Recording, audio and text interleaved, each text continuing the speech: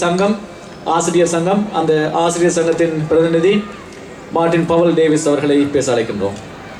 Next, I would like to invite to the stage Mr. Martin Powell-Davies, the executive member of the National Union of Teachers.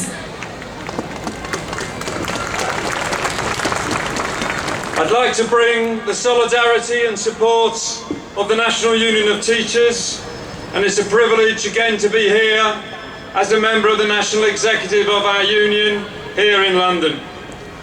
And I know that there are many Tamil students in my own school in Catford in South London, and some of their families are here today, and I wish you best wishes.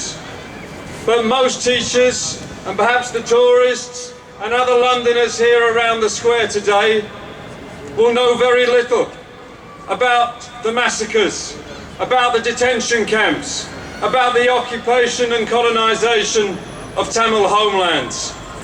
And that's why when I spoke here in the square last year, I pledged that through the NUT and through the trade union movements, that we will seek to make sure that people know and we expose the war crimes.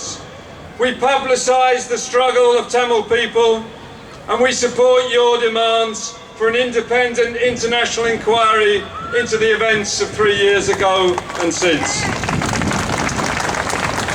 And I'm pleased to say that, for example, Kirtikan from Tamil Solidarity attended one of the NUT local branches just at a meeting just last week and got the support of that NUT branch for those demands. And we will continue to develop that work through the trade unions, because the trade unions can be a reliable ally for the Tamil people.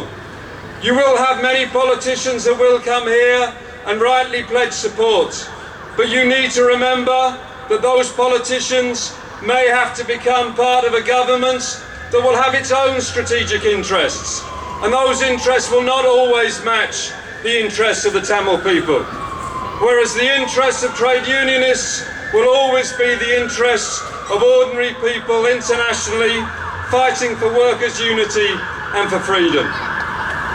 And just as trade unions oppose the torture and imprisonment of children in Palestine, just as we support those trade unionists fighting cuts and austerity in Greece, just as we supported the young people of Egypt and Tunisia against dictatorship, we also support the struggle against oppression, for freedom of speech, against the detention camps in Sri Lanka.